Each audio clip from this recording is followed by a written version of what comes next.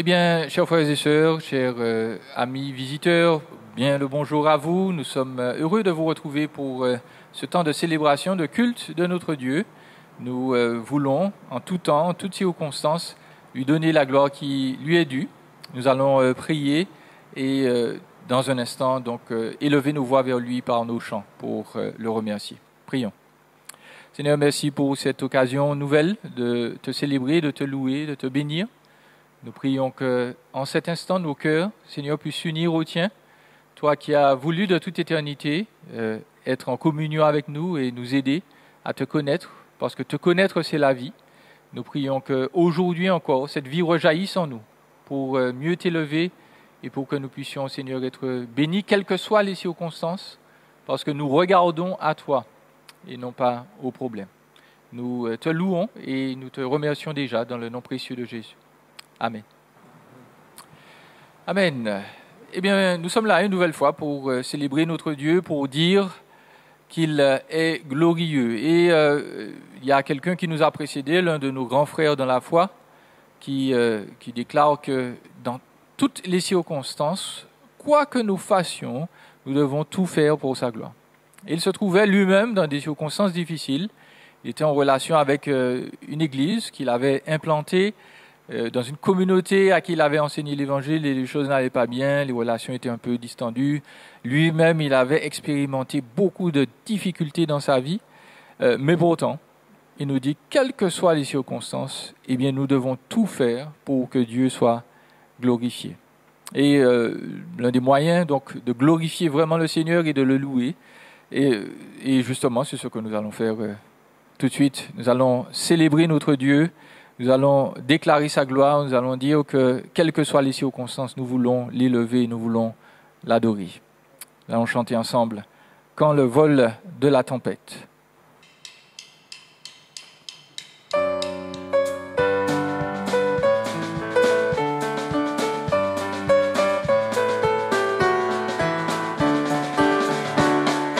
Quand le vol de la tempête vient assombrir ton ciel bleu, au lieu de baisser la tête contre les bienfaits de Dieu, contre les bienfaits de Dieu, mets-les tous devant tes yeux, tu verras en adorant combien le nombre est grand.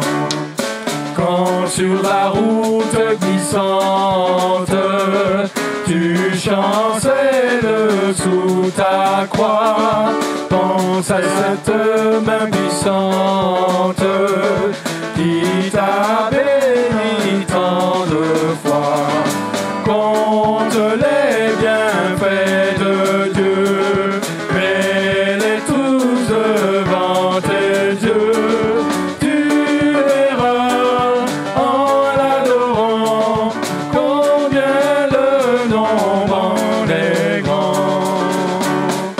Si tu es dans le voyage, plus d'un cher et doux trésor, pense au divin héritage qui là-haut te reste encore.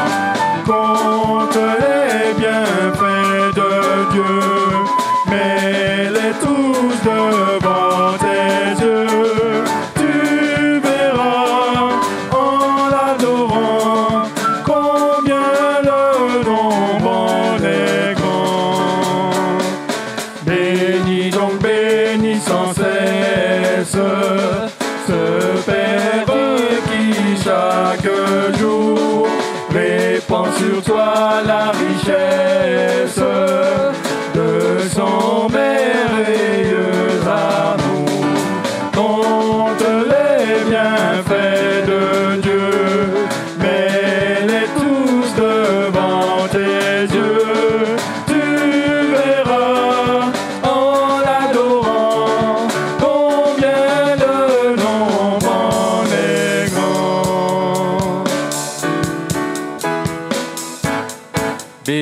soit ton nom, là où tu donnes l'abondance et déverse ta bienveillance. Béni soit ton nom. Et béni soit ton nom, quand ma vie traverse un désert, quand je marche en terre inconnue. Béni soit ton nom.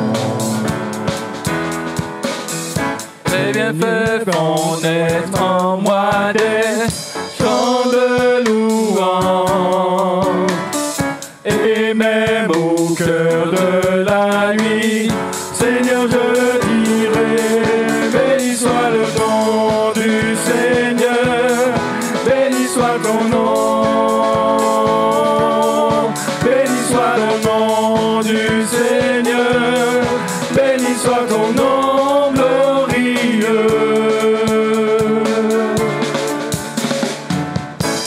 Béni soit ton nom, quand je vois brille le soleil, quand la vie semble me sourire.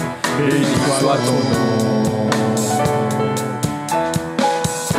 Et béni soit ton nom, sur la route semée de souffrance, qui m'écoute d'offrir ma louange. Béni soit ton nom. Tes bienfaits font naître en moi des chants de louange. Et même au cœur de la nuit, Seigneur, je dirai, béni soit le nom du Seigneur, béni soit ton nom, béni soit le nom du Seigneur, béni soit ton nom. Béni soit le nom du Seigneur, béni soit ton nom, béni soit le nom du Seigneur, béni soit ton nom glorieux. Tu donnes et tu reprends, tu donnes et tu reprends, mon cœur choisit de dire, oh béni soit ton nom. Tu donnes et tu reprends, tu donnes et tu reprends, mon cœur choisit de dire, oh béni soit ton nom. Béni soit le nom du Seigneur, béni soit ton nom.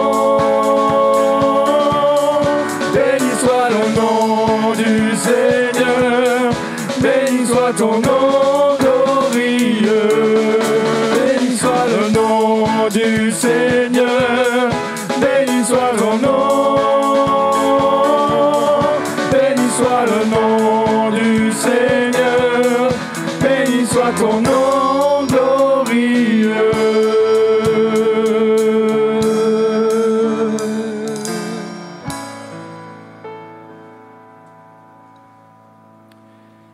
Les épreuves et les difficultés sont des occasions que Dieu nous donne de nous tourner vers lui et de reconnaître qu'il est digne d'attention, il est digne de louange, quelles que soient les circonstances.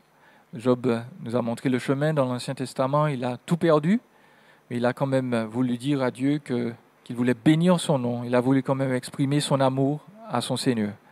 Et aujourd'hui encore, c'est ce que nous devons faire lorsque les épreuves nous frappent. Certes, nous pouvons exprimer notre douleur, mais surtout lui dire combien nous l'aimons et combien nous voulons l'honorer. Le Seigneur entend cela, il aime cela, et il va se glorifier dans nos épreuves. Mon plus cher désir.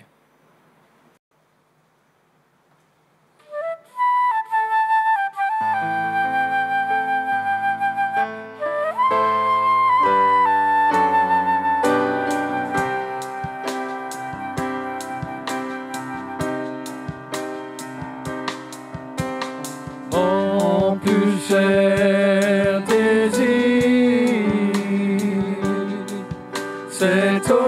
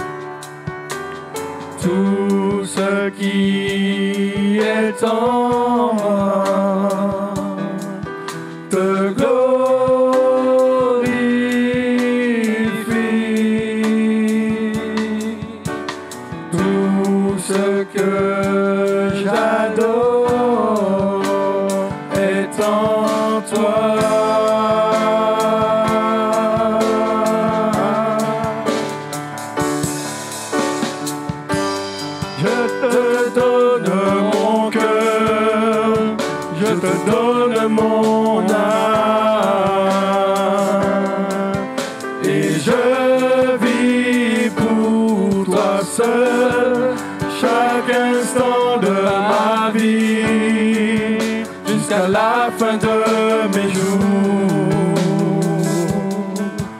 ô Seigneur, règne en moi.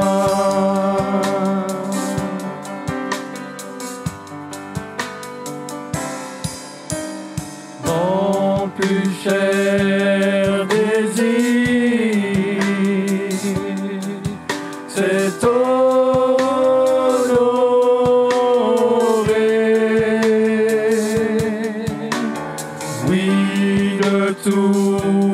mon cœur, je t'adore.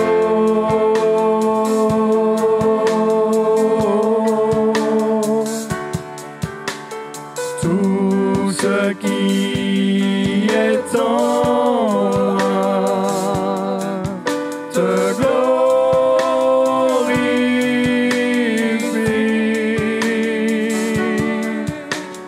Tout ce que j'adore est en toi.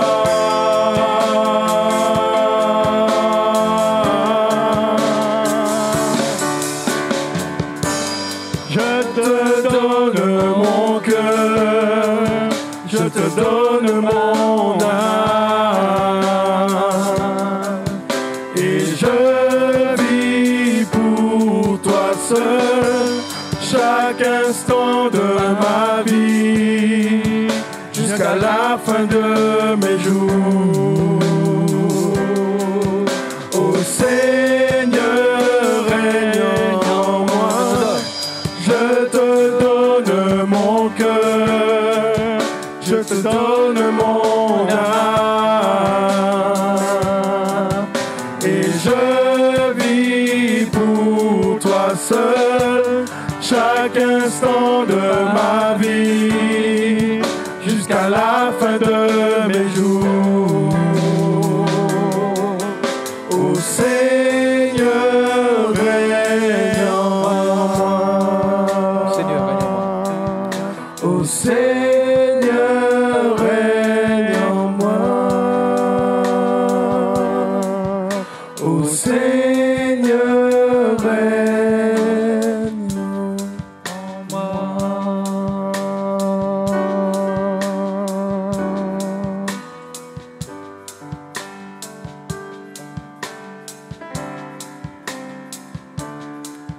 Mon cœur t'adore, mon Dieu puissant. Nul n'est comme toi. Mon cœur t'adore, Prince de paix. C'est ce que mon cœur désire. Sois glorifié,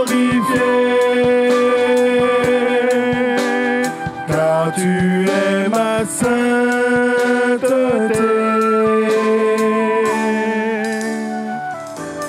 Mon cœur t'adore, ô Dieu puissant.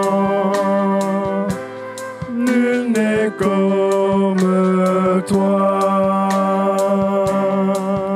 Mon cœur t'adore, ô Dieu puissant. Nul n'est comme toi.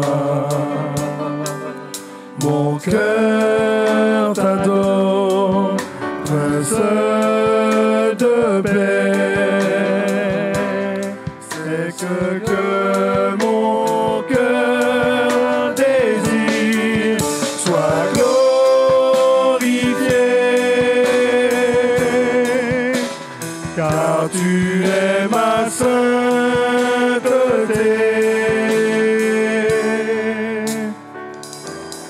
Mon cœur t'adore, ô Dieu puissant. Nul n'est comme toi. Nul n'est comme toi. Nul n'est comme toi.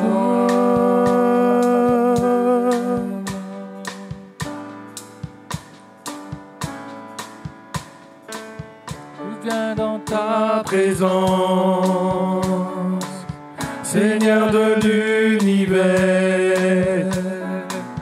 rien n'a plus d'importance, rien n'a plus de valeur.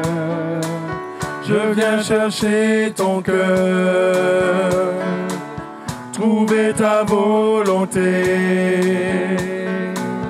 me tenir prosterné en chantant tes louanges. Ton nom est grand, ton nom est saint, ton nom est digne de louange. À toi l'honneur, à toi la gloire, à toi la puissance et la force. Jésus, agneau de Dieu,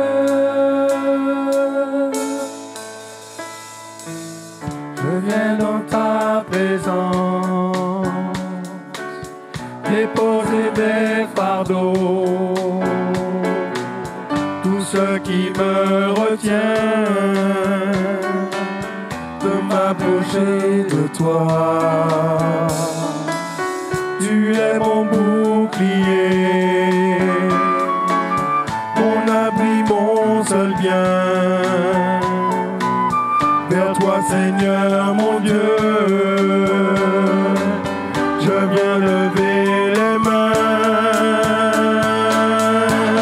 Ton nom est grand, ton nom est saint, ton nom est digne de louange. À toi l'honneur, à toi la gloire, à toi la puissance et la force. Ton nom est grand, ton nom est saint, ton nom est digne de louange. À toi l'honneur, à toi la gloire, à toi la puissance et la force. Jésus, agneau de Dieu.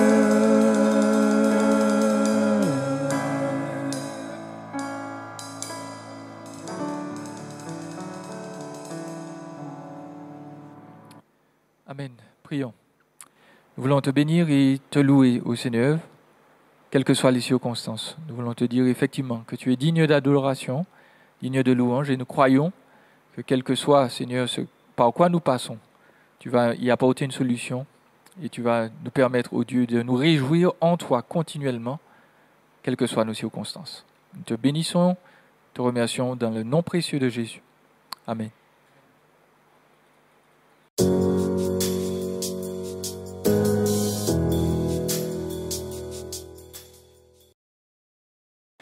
Eh bien voilà, chers frères et sœurs, chers amis, heureux de vous retrouver pour ce temps où nous allons nous consacrer à écouter la parole de Dieu. C'est une écoute attentive, c'est une écoute d'adoration. Nous reconnaissons que nous sommes nés de nouveau par cette parole et nous croyons qu'elle va encore nous enseigner et nous faire du bien ce matin. Nous allons prier, demander au Seigneur la grâce de pouvoir la comprendre aujourd'hui encore. Prions. Seigneur, merci d'éclairer par ta parole, de nous renouveler. Et pour ceux qui sont dans les difficultés en particulier, que cette parole les réconforte et les soutienne et réoriente leur regard vers toi. Nous comptons sur toi, Seigneur, et sur ton esprit, agissant par ta parole, dans le nom précieux de Jésus. Amen. Voilà, nous nous retrouvons une nouvelle fois pour examiner l'histoire de Joseph. Elle s'achemine tout doucement vers sa fin. Nous sommes aujourd'hui dans Genèse au chapitre 45. Genèse au chapitre 45, nous allons lire tout ce chapitre ensemble et voir un peu une partie du dénouement de l'histoire donc de la vie de Joseph. Il nous est dit dans la seconde 21, Joseph ne parvenait plus à se retenir devant tous ceux qui l'entouraient. Il s'écria « Faites sortir tout le monde !»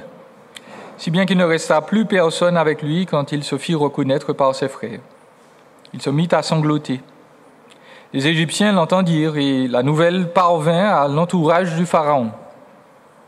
Joseph dit à ses frères, « Je suis Joseph, mon père est-il encore en vie ?» Mais ses frères furent incapables de lui répondre, tant ils étaient troublés de se retrouver devant lui. Joseph dit à ses frères, « Approchez-vous de moi. » Et ils s'approchaient. Il dit, « Je suis Joseph, votre frère, celui que vous avez vendu à destination de l'Égypte. Maintenant, ne vous tourmentez pas et ne soyez pas fâchés contre vous-même de m'avoir vendu pour que je sois conduit ici, car c'est pour vous sauver la vie que Dieu m'a envoyé ici avant vous. Voilà 2 ans que la famine dure dans le pays, et pendant 5 ans encore, il n'y aura ni labourage, ni moisson.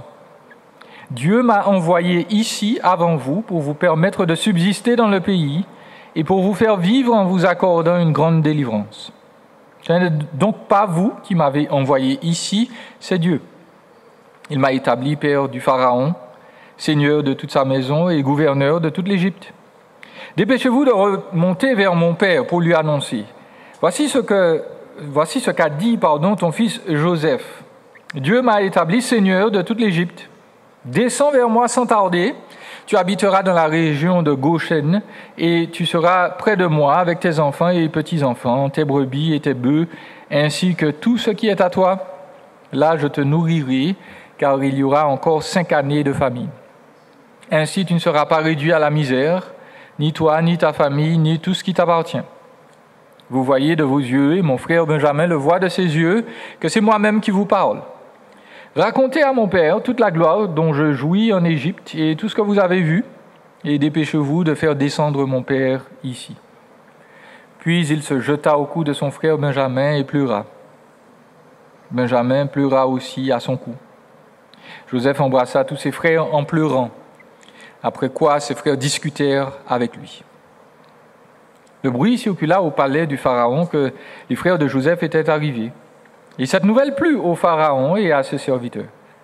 Le Pharaon dit à Joseph, « Dis à tes frères, faites ceci, chargez vos bêtes et partez pour le pays de Canaan. Prenez votre père et vos familles et venez vers moi. Je vous donnerai ce qu'il y a de meilleur en Égypte et vous mangerez les meilleurs produits du pays. Tu as l'ordre de leur dire, faites ceci, prenez en Égypte des chariots pour vos enfants et pour vos femmes et amenez votre père et venez. Ne regrettez pas ce que vous laisserez, car ce qu'il y a de meilleur dans toute l'Égypte sera pour vous. » C'est ce que firent les fils d'Israël. Joseph leur donna des chariots, conformément à l'ordre du Pharaon. Il leur donna aussi des provisions pour la route. Il leur donna tous des vêtements de rechange, mais à Benjamin, il donna 300 pièces d'argent et 5 vêtements de rechange. Il envoya à son père 10 ânes, chargés de ce qu'il y avait de meilleur en Égypte, ainsi que 10 ânesses chargées de blé, de pain et de nourriture pour le voyage de son père. Puis il laissa partir ses frères. Lorsque ceux-ci partirent, il leur dit, « Ne vous disputez pas en chemin. » Ils remontèrent de l'Égypte et arrivèrent dans le pays de Canaan vers leur père Jacob. Ils lui annoncèrent, « Joseph vit encore, et c'est même lui qui gouverne toute l'Égypte. » Cependant, Jacob resta sans réaction parce qu'il ne les croyait pas. Ils lui rapportèrent alors toutes les paroles que Joseph leur avait dites. Et lorsqu'il vit le chariot que Joseph avait envoyé pour le transporter, leur père Jacob se ranima. Israël dit, « Cela suffit. Mon fils Joseph est encore en vie. Je veux aller le voir avant de mourir. » Voilà, le chapitre s'achève sur ce point. C'est une fin heureuse, c'est un dénouement, une explication de toute la vie de Joseph, de toutes les souffrances qu'il a pu expérimenter, de tout ce qu'il peut vivre dans sa vie, et Dieu lui accorde donc le privilège d'avoir des réponses, de bonnes réponses, de belles réponses. Surtout, ce chapitre nous montre en particulier, une nouvelle fois, combien Dieu est souverain sur toute chose. Il est souverain pour notre bien, il est souverain sur notre bien, notre bien-être, et il est aussi souverain sur nos circonstances difficiles, sur les problèmes que nous pouvons rencontrer. Donc, aujourd'hui, nous allons voir comment Dieu révèle sa souveraineté par 3 méthodes. Dieu révèle sa souveraineté par les difficultés. C'est une première chose qu'il nous faut noter. Dieu révèle sa souveraineté par les autorités. Ça, c'est la deuxième chose que je veux noter. Et puis, Dieu révèle sa souveraineté pour faire subsister, et pour faire subsister son peuple en particulier. Il y a bien entendu d'autres aspects dans ce texte, mais nous allons voir les principaux ensemble aujourd'hui. Donc, le contexte, vous l'avez entendu, Joseph s'est retrouvé là avec ses frères, il fait la révélation finale, les jeunes diraient, il lâche la bombe, ça y est, je suis Joseph. Et c'est vraiment cet effet-là que cela a, parce que ses frères sont transis, ils sont incapables de lui répondre. Il faut noter qu'il y a plusieurs choses qui se passent. Joseph est en train de pleurer, donc quand on pleure, c'est dur d'articuler. Et puis, surtout, Joseph, d'habitude, utilisait un interprète avec eux, puisqu'il parlait l'égyptien. Les frères parlaient donc vraisemblablement le cananéen. Et ne va-t-il pas que Joseph brusquement s'adresse à eux dans leur langage naturel pour leur faire des révélations qu'ils ne comprennent pas. Ils sont saisis, littéralement, ils ne peuvent pas répondre. Et Joseph leur révèle, en gros, un pan de leur existence, le pourquoi de beaucoup de souffrances, le pourquoi de leur situation présente. Il le fait entre forcément du hoquet, des larmes. Et on nous dit d'ailleurs qu'il pleure tellement fort que tout le palais l'entend, et lui-même est un peu secoué parce qu'il dit, verset 3, « Je suis Joseph, mon père est-il encore en vie ?» Donc, alors qu'on lui a déjà dit que c'est le cas. Joseph est vraiment sous le coup de l'émotion, et on peut comprendre pourquoi. Donc, après s'être calmé sans doute, il dit à ses frères, « Approchez-vous de moi. » Et il se met à leur donner une explication théologique et historique de tout ce qui lui est arrivé, et de tout ce qui lui est arrivé pour eux, pour leur bien.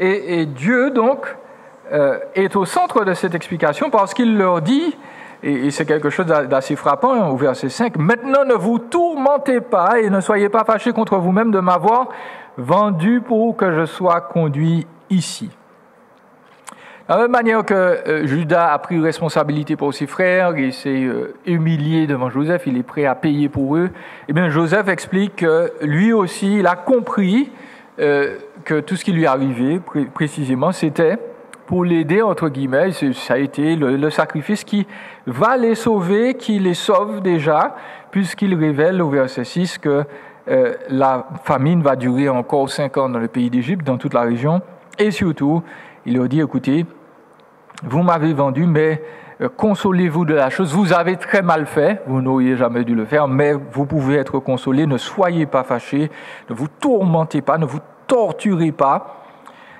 C'est Dieu qui m'a envoyé ici. C'est Dieu qui fait que je sois là pour vous accorder une grande délivrance. Et Joseph le dit 3 fois. Il le dit au verset 5. C'est pour vous sauver la vie que Dieu m'a envoyé ici avant vous. Verset 7, il dit « Dieu m'a envoyé ici avant vous ». Et puis verset 8, il dit « Ce n'est donc pas vous qui m'avez envoyé ici, c'est Dieu ». Et se repose donc la question de la souveraineté de Dieu dans les difficultés. Et Joseph dit « Dieu révèle sa souveraineté et sa puissance par les difficultés. » Par les difficultés. Nous avons déjà évoqué dans nos études précédentes sur la vie de Joseph, cette question de ce qu'on a appelé la théodicée. Comment justifier Dieu? Comment dire finalement que Dieu reste bon dans les épreuves? Très souvent, la réponse la plus fréquente à cette question reflète une conception erronée de l'humanité et de Dieu. on se retrouve entre deux extrêmes qui ne sont pas bons. Soit on se dit que l'homme est totalement libre moralement de faire tout ce qu'il veut, il n'a aucune contrainte particulière, ou les contraintes qu'il pourrait avoir ne sont pas si importantes que cela. Ou bien, l'autre extrême, c'est que voilà, si l'homme n'est pas totalement libre de faire, entre guillemets, tout ce qu'il veut moralement, eh bien cela veut dire qu'il est un robot sans volonté véritable. Et notre passage nous dit, une nouvelle fois, que Dieu se glorifie par les difficultés et que Dieu, il est extrêmement sage. Il a trouvé, entre guillemets, une voie du milieu. Il y a ce qu'on appelle en théologie le compatibilisme. On peut faire, il y a une corrélation, on peut joindre la volonté de Dieu qui va toujours s'accomplir et la volonté humaine qui va rester libre jusqu'à un certain point. On fait des choix, mais ces choix ne sont pas totalement libres dans le sens où ils sont toujours influencés par notre nature et par notre volonté qui, il faut le dire, reste mauvaise. L'Écriture nous rappelle que Dieu ne commet jamais le mal. Jacques 1, verset 13 nous le rappelle, Dieu n'est jamais tenté par le mal et il ne tente lui-même personne. Donc Dieu n'est jamais coupable d'avoir commis une mauvaise action, il n'est jamais responsable du mal dans le sens où il est là, il incite les gens, il leur dit, écoute, non, il faut que tu fasses ce qui est mauvais. Cependant, Dieu n'a pas un rapport au mal qui fait qu'il reste distant et qu'il laisse les choses se faire et que, à chaque fois, il est en mode, les Anglais disent damage control, il est toujours en train d'essayer de rectifier ce que les êtres humains n'ont pas fait. Ce n'est pas la vision que l'Écriture présente, ce n'est pas la vision de Dieu que nous dresse la Bible. Dieu a vu l'action des frères, cette action est mauvaise, l'Écriture nous dit qu'ils sont coupables, mais la volonté de Dieu a été que Joseph aille en Égypte. Joseph ne dit pas simplement que Dieu a profité de ce qu'il était en Égypte pour les sauver. Joseph dit, c'est Dieu qui m'a envoyé ici avant vous. Donc, Dieu utilise le matériel qu'il a sous les mains, des humains qui sont corrompus, qui sont mauvais, qui font des choix volontaires inspirés par leur mauvaise nature. Ces choix sont souvent mauvais et les choix de Dieu sont en corrélation avec la volonté toute-puissante de Dieu. Il faut noter, l'Écriture nous donne, donc c'est pour ça que nous parlons de compatibilisme, il y a une compatibilité entre la volonté humaine et la volonté de Dieu. Les frères sont mauvais, ils sont coupables d'avoir vendu Joseph. Joseph leur dit au verset 5, « Ne vous tourmentez pas, ne soyez pas fâchés contre vous-même de m'avoir vendu. » Ça, c'est pas une bonne action. Pourtant, Joseph dit que si ses frères sont coupables, il déclare, c'était tout de même la volonté que j'arrive en Égypte malgré cette faute-là. Et même ce n'est pas Dieu qui a mis, entre guillemets, volontairement Joseph en prison, qui a fait en sorte de pousser la femme de Potiphar à coucher avec lui, à lancer cette accusation, fausse accusation de viol ou de tentative de viol, mais c'est bien la volonté de Dieu que Joseph arrive en prison pour qu'il soit capable d'apprendre la gestion à un autre niveau que dans la maison de Potiphar. Donc, les hommes commettent les mauvaises actions, Dieu ne les empêche pas, Dieu ne pousse pas les hommes à faire le mal, mais l'Écriture nous dit que Dieu a prévu ce mal-là et il l'utilise pour le bien de son peuple. Donc, pour revenir, pour conclure ce problème ou cette question de la théodicée, l'Écriture n'élude pas la question. L'Écriture nous présente surtout le fait que Dieu a un plan, un décret qu'il met en place depuis avant la création du monde. Donc dans 1 Pierre, chapitre 1, verset 18, que nous pouvons regarder ensemble, 1 Pierre au chapitre 1, verset 18 à 20, il nous est déclaré, 1 Pierre 1, verset 18, vous le savez, en effet, ce n'est pas par les choses corruptibles, comme l'argent ou l'or, que vous avez été rachetés, de la manière de vivre dépourvue de sens que vous avez transmise vos ancêtres. Mais par le sang précieux de Jésus-Christ, qui s'est sacrifié comme un agneau, sans défaut et sans tache, verset 20, prédestiné avant la fondation du monde, il a été révélé dans les derniers jours à cause de vous.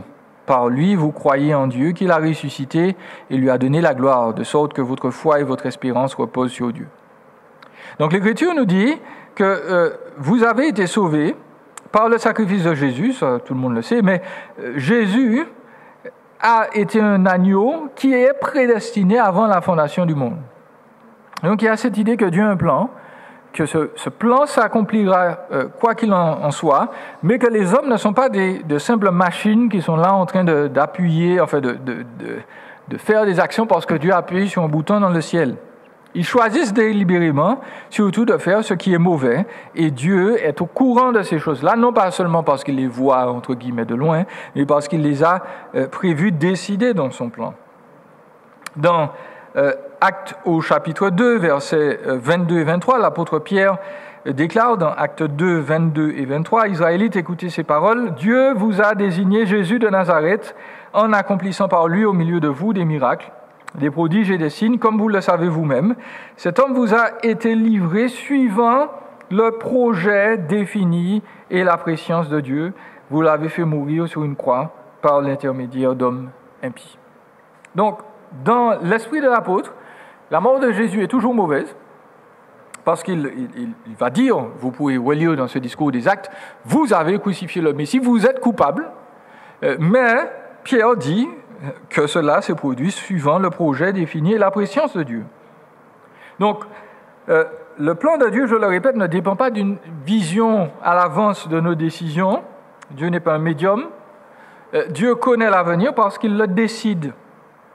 Et puis, il faut noter que le plan de Dieu inclut le mal.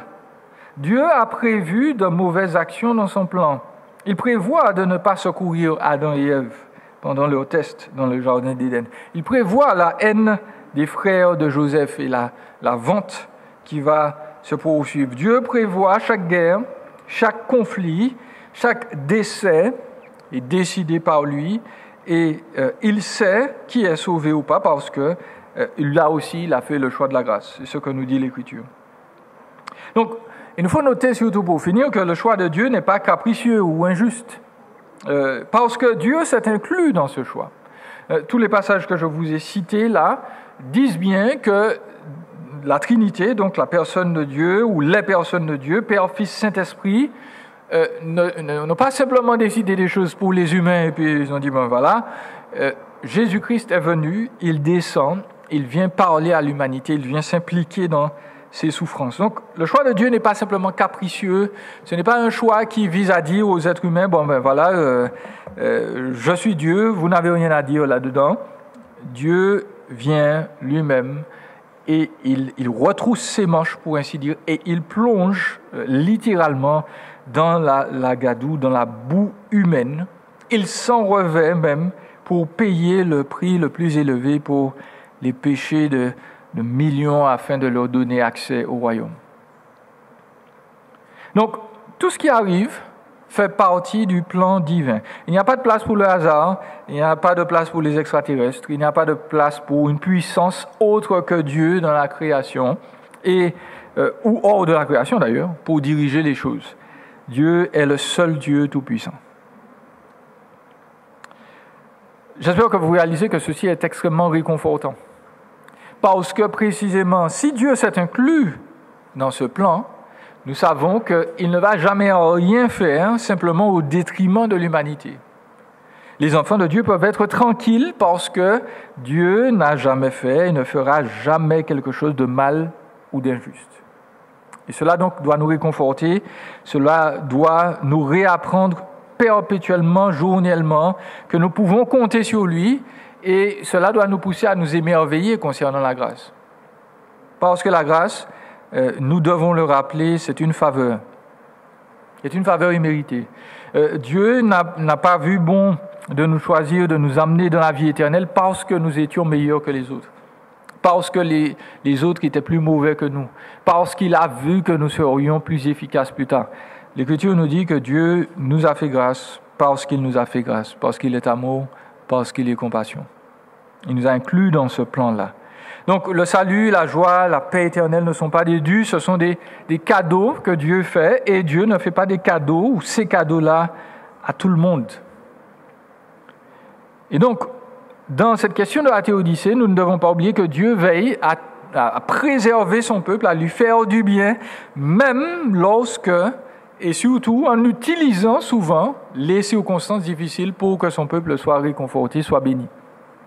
Joseph est arrivé à la fin à avoir toutes ses réponses, à être satisfait, heureux, mais les difficultés étaient prévues. Il n'aurait jamais pu y arriver s'il n'y avait pas, entre guillemets, ce mal qui l'a frappé de manière récurrente dans son existence. Et nous ne devons pas penser d'ailleurs que Joseph était meilleur que ses frères. Là encore, Dieu a fait grâce à Joseph, à toute sa famille, parce qu'il a décidé de faire grâce à la lignée d'Abraham, à tous ceux qui croient en lui. Il faut terminer là cette partie. Nous redisons, Dieu révèle sa souveraineté par les difficultés. Vous avez peut-être des difficultés aujourd'hui. Dieu a décidé de les permettre dans votre vie parce qu'il a un objectif, un but pour vous qui est bon.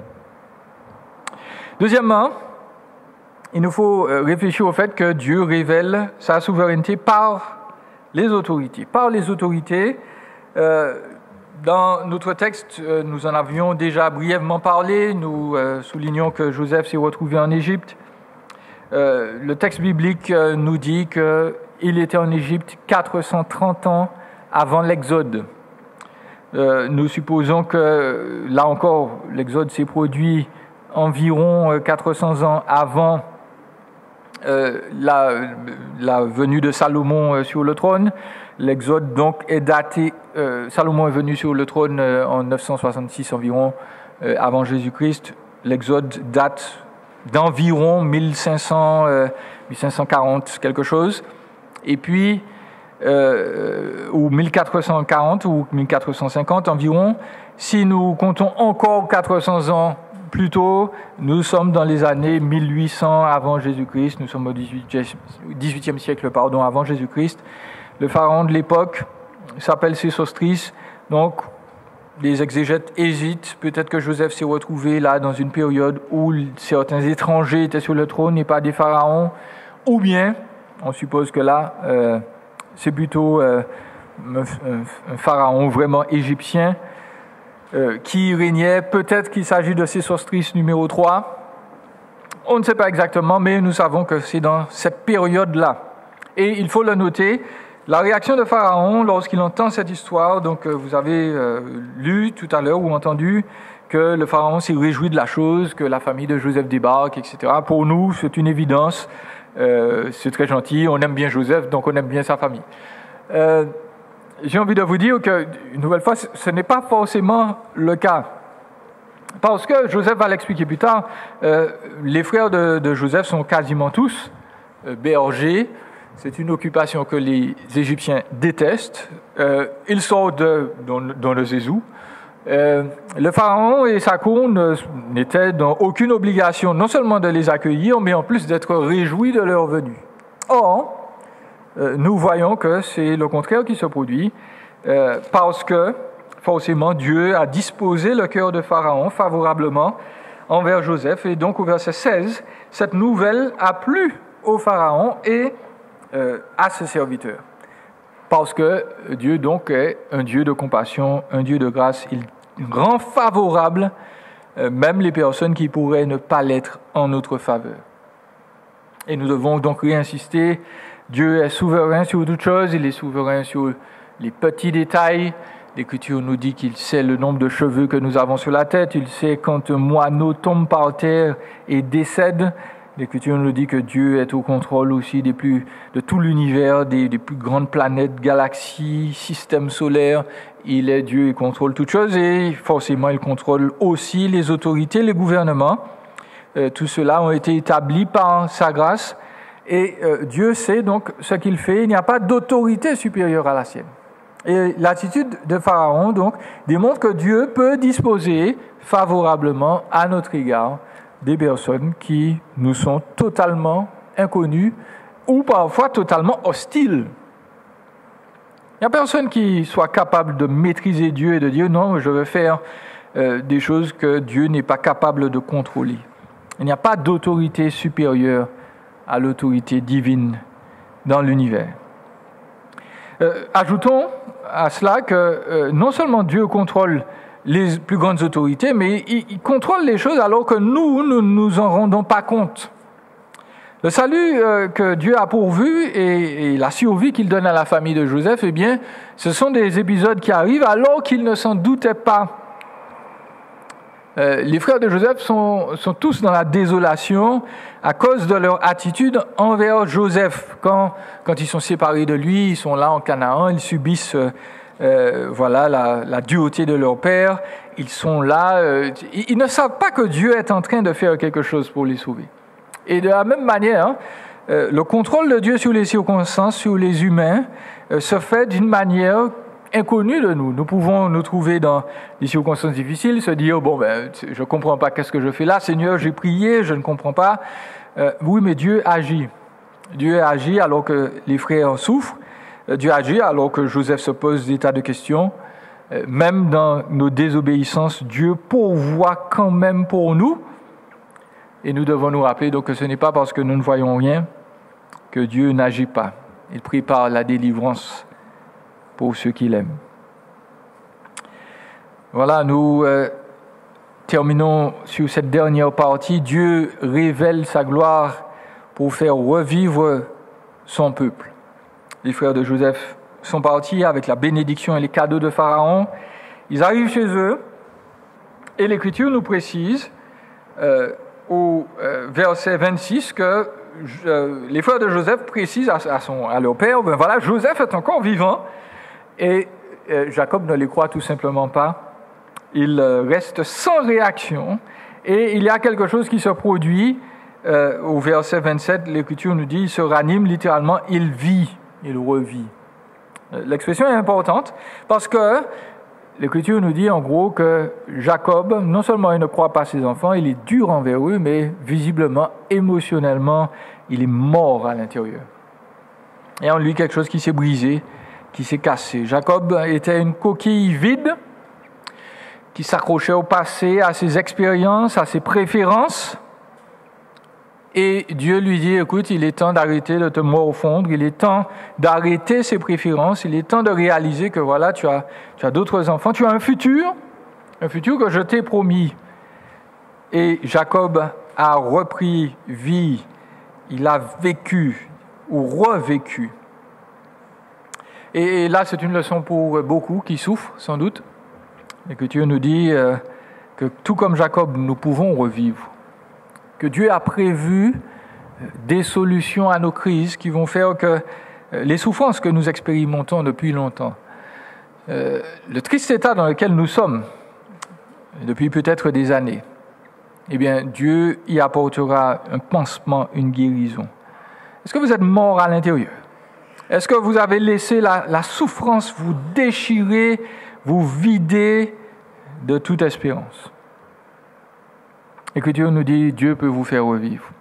Dieu va vous faire revivre si vous êtes l'un des siens.